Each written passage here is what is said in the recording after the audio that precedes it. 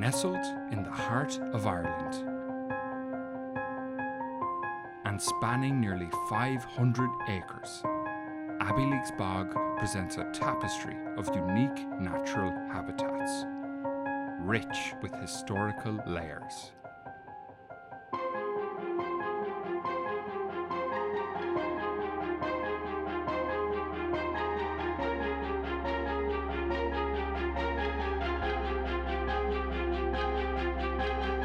Its story traces back into prehistory, beginning shortly after the last ice age, when the land was cloaked in glaciers, almost 10,000 years ago.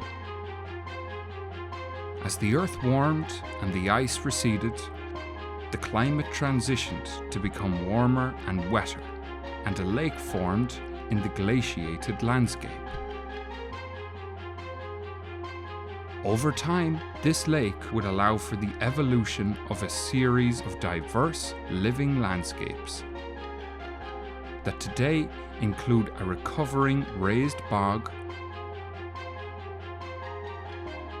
cutaway areas, the surrounding lagg zone, shadowy wet carr woodlands, and vibrant meadows.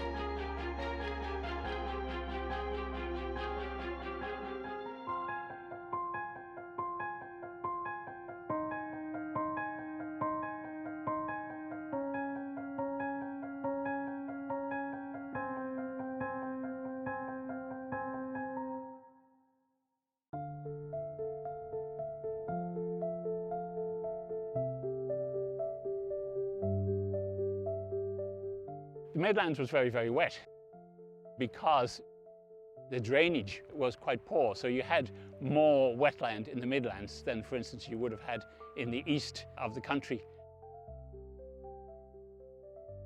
So all these midland bogs, the raised bogs, they could develop very, very extensively.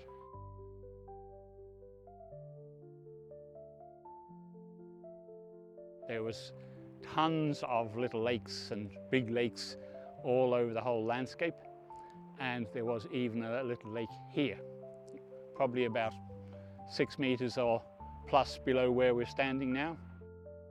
Bogs are specific kinds of wetlands, areas of wet, spongy ground, consisting mainly of decayed or decaying peat or sphagnum moss and other vegetation.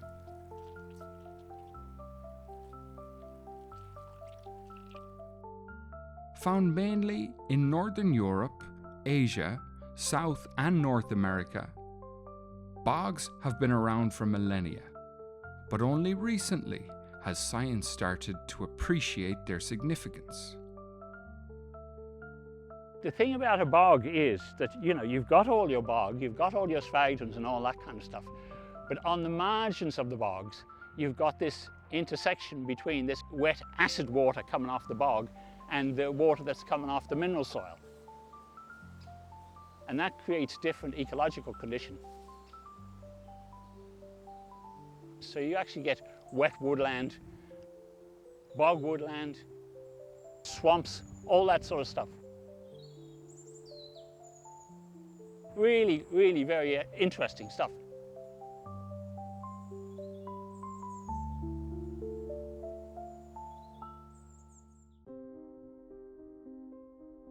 One of the most important historical sets of evidence is enclosed in the pollen and trees buried in the ancient bogs. These fragments of plants preserved in the wet and relatively oxygen-free peat allows us to trace the ancient landscape and climate. The underlying peat is composed of vast quantities of preserved plant parts, which have accumulated undisturbed over the last 10,000 years. As the climate warmed up, the plants came in and occupied the surface, and where there was little patches of water, they could actually start to grow at the margins of that water. Over millennia, this gradually filled with vegetation, transforming the environment from its original alkaline to acidic conditions. Once you actually have water there, oxygen finds it harder to get in to underneath the water and to the bottom. So anything that's going to the bottom of the pond doesn't tend to rot as easily and gradually builds up. Over time, then it actually gets above the surface of where the water was. And sometimes it carries the water level up with it as well. When it actually gets above that water level permanently, it only is supplied with nutrients and minerals by rain. And there's very few plants that can actually survive on that diet.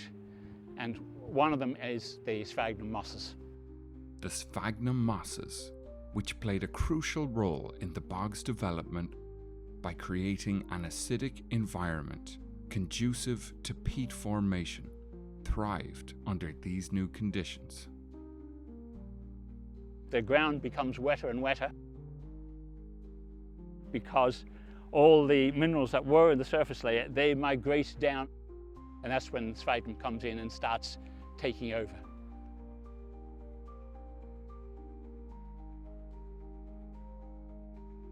The sphagnum mosses then come into these areas which become more and more acid because they actually generate acid as they grow.